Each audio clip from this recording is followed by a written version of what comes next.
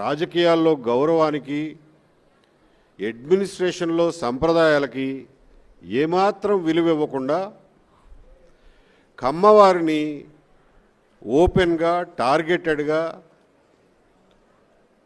వాళ్ళని అణిచివేత ఒక యుద్ధ కార్యక్రమంలాగా యుద్ధం ప్రకటించారు. అది వీడు వచ్చిన తర్వాత జరిగినటువంటి కొత్త మార్పు. ఆ పరిస్థితుల్లో 30వ తారీఖున ప్రమాణ స్వీకారం చేశాడు. అదే రోజు రాత్రి వాడు ఇచ్చిన రెండో జీవో నా ట్రాన్స్ఫర్ చేశాడు, కానీ పోస్టింగ్ ఇవ్వడు.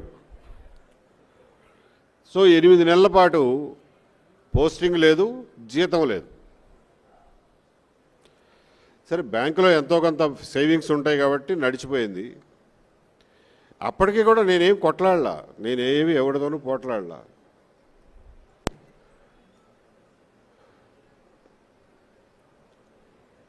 అజయ్ కల్లాం దగ్గరికి 2-3 సార్లు పోయి, ఏమంటే పోస్టింగ్ ఇవ్వకపోయారు, బాగానే ఉంది, మరి జీతం కూడా ఇవ్వకపోతే ఎట్లా బతుకుతామయ్యా, మేమేమి అంత ఆస్తులు ఉన్న వాళ్ళం ఏం కాదు, అదిగాక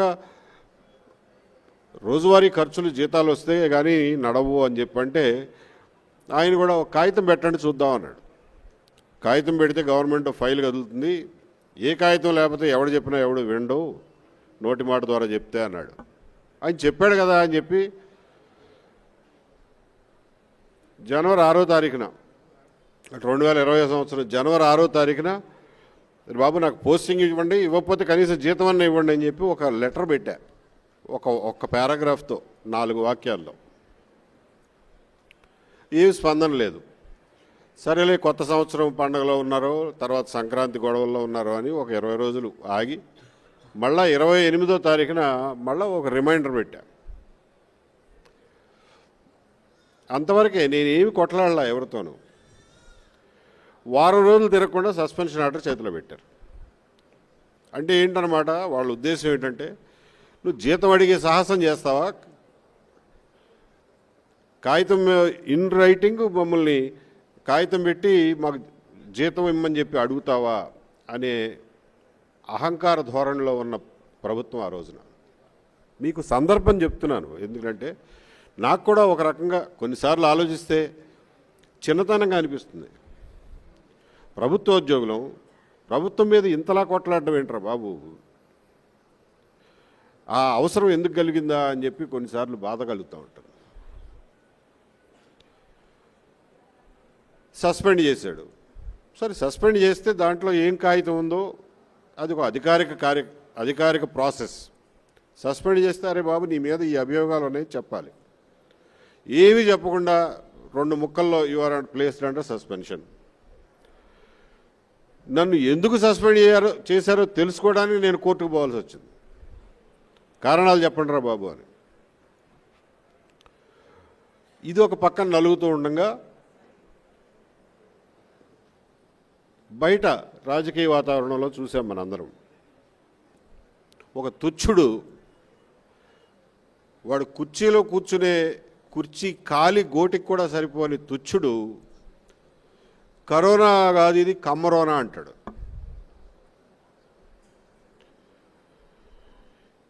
ఇంకొకటి చీఫ్ మినిస్టర్ చైర్లో కూర్చున్న వెధవ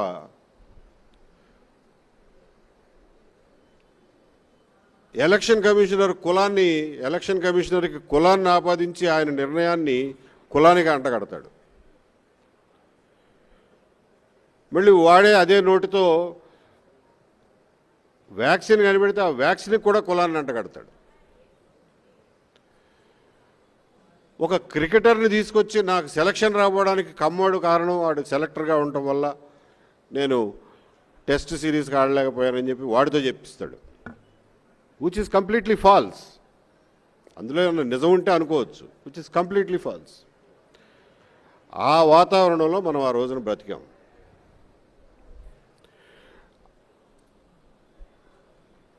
ఆ వాతావరణంలో నా మీద ఒక లేనిపోయిన నింద వేయడమే కాకుండా, నేను ఏ విలువల కోసమైతే కట్టుబడి 30 సంవత్సరాలు ఉద్యోగం చేశానో ఆ విలువలనే టార్గెట్ చేశాడు. కాబట్టి అవతలున్నది గవర్నమెంట్ అయినా భగవంతుడైనా కానీ తిరగబడకుండా ఉండను. ఆ పరిస్థితుల్లో తిరగబడాల్సి వచ్చింది. నాకున్న ఒకే ఒక మార్గం కోర్టు, న్యాయ ప్రక్రియ. కాబట్టి దాని ద్వారానే పోయాను. మా లాయర్ల మంచితనం, వాళ్ళు పడిన కష్టం వల్ల నా వాదన చెప్పుకోవడానికి వీలు పడింది. న్యాయస్థానాలు ఎంతో కొంత పనిచేస్తున్నాయి కాబట్టి నేను ఒక న్యాయస్థానం తర్వాత ఒక న్యాయస్థానంలో గెలుచుకుంటూ పోయాను. వాళ్ళు అప్పీల్ చేసుకుంటూ పోయారు. రోజుకి 50 లక్షలు ఇచ్చి లాయర్లను పెట్టి గవర్నమెంట్ తరఫున వాదనలు చేసేంత ఖర్చు పెట్టారు. సరే, అదొక సుదీర్ఘ పోరాటం అనుకోండి. నేను ఇదంతా ఎందుకు చెప్తున్నానంటే, నన్ను చూసి ప్రతివాడు గవర్నమెంట్ మీద కొట్లాడమని ఆ ఇన్స్పిరేషన్ తీసుకోకండి. కానీ ఒక వాతావరణంలో, ఒక పర్టికులర్ వాతావరణంలో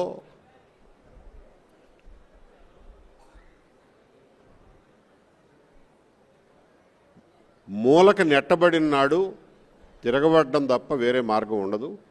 దానికి మానసికంగా మనం అందరం సిద్ధంగానే ఉండాలి ఎప్పటికైనా.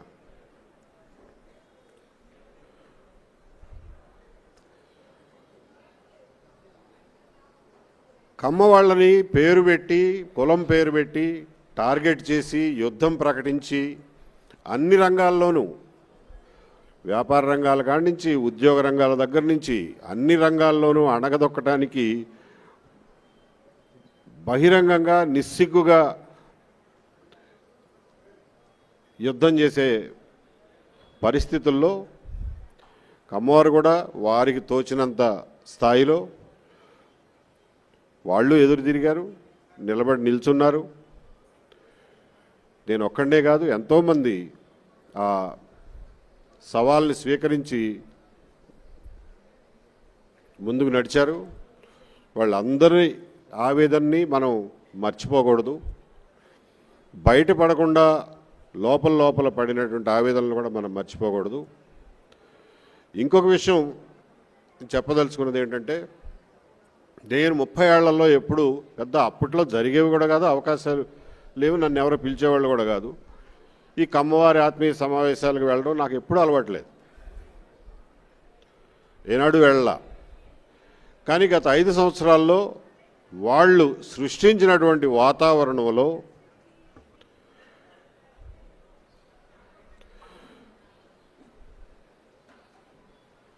ప్రతి కమ్మవాడు భయపడి డిఫెన్స్లో ఉండిపోయి ఆత్మరక్షణలో ఉండే పరిస్థితుల్ని కలుగు చేసినటువంటి ఆ వాతావరణంలో కమ్మవారికి ధైర్యం చెప్పాల్సినటువంటి అవసరం నాకు కనపడింది.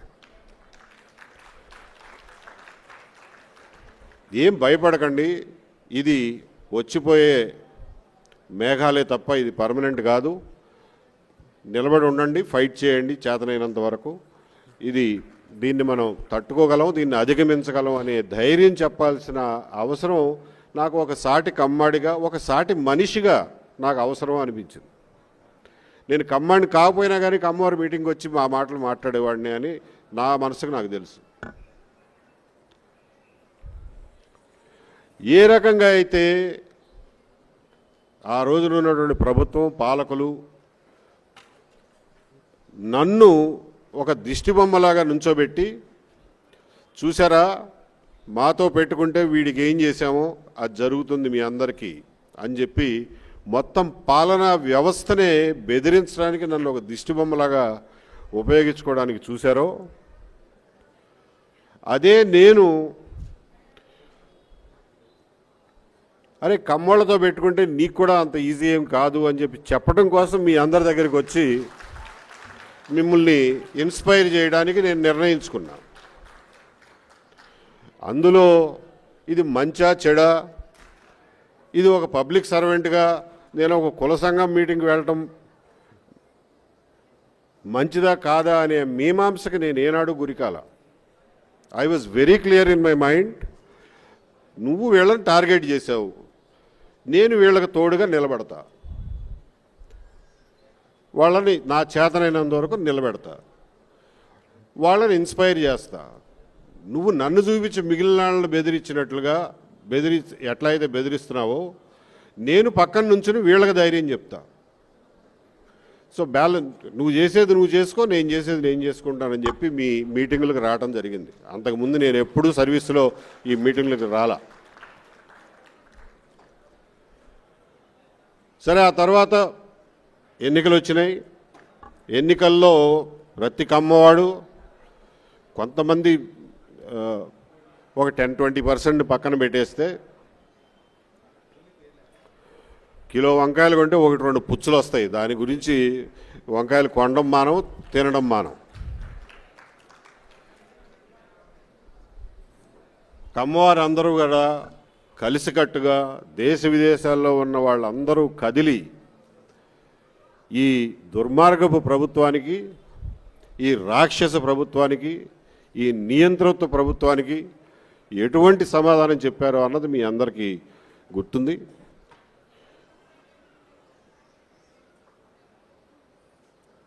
ఇది అయిపోయిన తర్వాత మళ్ళా కార్తీక మాసం వచ్చింది, మళ్ళా సంక్రాంతి వచ్చింది. ఇలాంటి ఆత్మీయ సమావేశాలు, అమ్మవారి సమావేశాలు జరగడం, వాళ్ళు కూడా అంతకుముందు పిలిచిన చనువుతో పరిచయంతో నన్ను పిలవడం జరిగింది. ఈసారి కూడా ఒకళ్ళిద్దరు శ్రేయోభిలాషులు అన్నారు, ఏమండి మీరు మీ స్టేచర్కి ఇలా కుల సంఘాల మీటింగ్లకు వెళ్తే బాగుండదేమో ఆలోచించండి అని. నాకు మళ్ళీ పూర్తి క్లారిటీ ఉంది ఆ విషయంలో. నేను ఒకటే వాళ్ళు కష్టాల్లో ఉన్నప్పుడు వెళ్ళి నిలబడడం నా బాధ్యతగా వెళ్ళి చేశాను. అలాగే నేను కష్టాల్లో ఉన్నప్పుడు కూడా వాళ్ళందరూ పాపం సంఘీభావం ప్రకటించి, నాకు ముక్కు మొహం తెలియని వాళ్ళు, పరిచయం లేని వాళ్ళు కూడా నా గురించి కన్నీళ్లు పెట్టుకుని బాధపడిన వాళ్ళు ఎంతోమందిని చూశారు.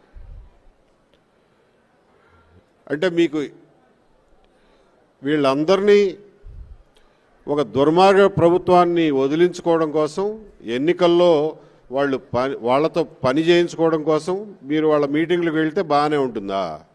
గెలిచిన తర్వాత ఎన్నికలు అయిపోయినాయి కదా, ఇంకా మీటింగులకు వెళ్ళాల్సిన అవసరం లేదని అంటారా? ఇది పద్ధతేనా? ఇది నీతేనా అని చెప్పి ఆ రోజున ఏ రకంగా అయితే వెళ్ళానో నిష్కల్మష హృదయంతో, చాలా క్లారిటీతో ఆ రోజున ఎలా అయితే వెళ్ళానో ఈ రోజున కూడా అలాగే వెళ్తాను. కాకపోతే ఆ రోజున చెప్పిన మాటలు కానీ, ఆ రోజున సందర్భం కానీ వేరు, ఈ రోజున సందర్భం వేరు కావచ్చు. కానీ ఈ ఆత్మీయత, ఈ సంఘీభావం, ముందు అన్నిటికంటే ముఖ్యంగా మనుషులుగా ఒకే కష్టాల్లో ఉన్నటువంటి మనుషులు ఒకరినొకరు తోడుగా ఉండాల్సినటువంటి అవసరాన్ని మనం ఎప్పటికీ విస్మరించజాలం. ఇప్పుడు కాదు, ఎన్ని సంవత్సరాలైనా ఈ ఆత్మీయ సమావేశాలు జరుగుతూనే ఉండాలి, మన అందరం కలుసుకుంటూనే ఉండాలి. ఎలక్షన్లకు ముందు ఒక రకంగా, ఎలక్షన్లకు తర్వాత ఒక రకంగా బిహేవ్ చేయటం నా వల్ల కాదు, అలా ఎప్పటికీ చేయను.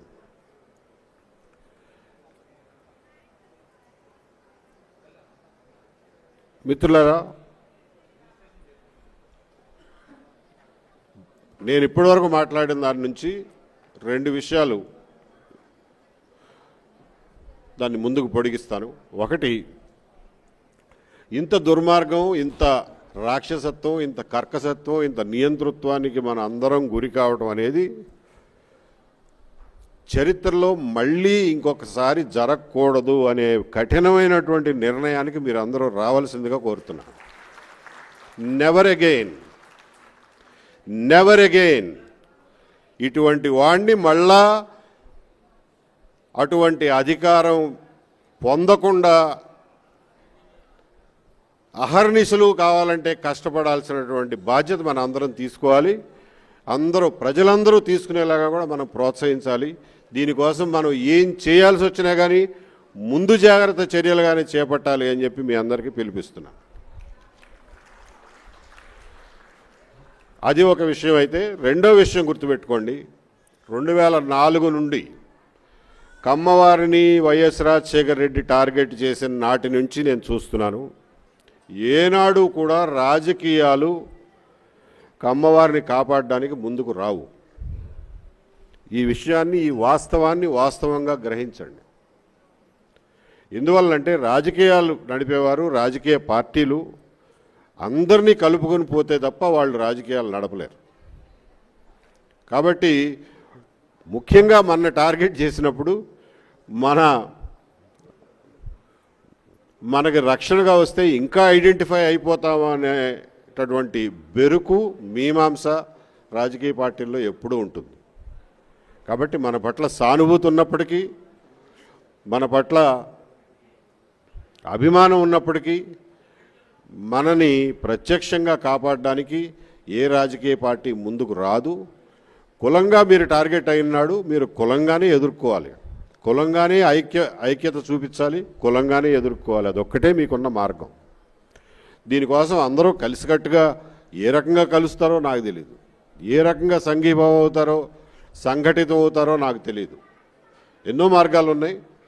ఇలా కొసరాజు వంశవృక్షంలాగానే ఇంకొకరు లేకపోతే కమ్మవారి సంఘాలు పెట్టుకుంటారో, ఇంకోటి పెట్టుకుంటారో, లేకపోతే సైకో బాధితుల సంఘం అని ఒక కొత్త సంఘం రిజిస్టర్ చేసుకుంటారో, మీ ఇష్టం.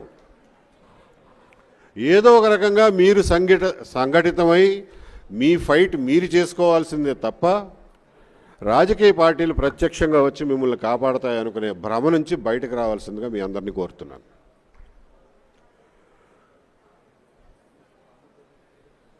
ఎక్కువ పొడిగించకుండా మీ అందరూ విఘ్నులు, ఒక మాట చెప్తే అర్థం చేసుకోగలరు కాబట్టి ఇంకొక 2 విషయాలు చెప్పి ముగిస్తాను.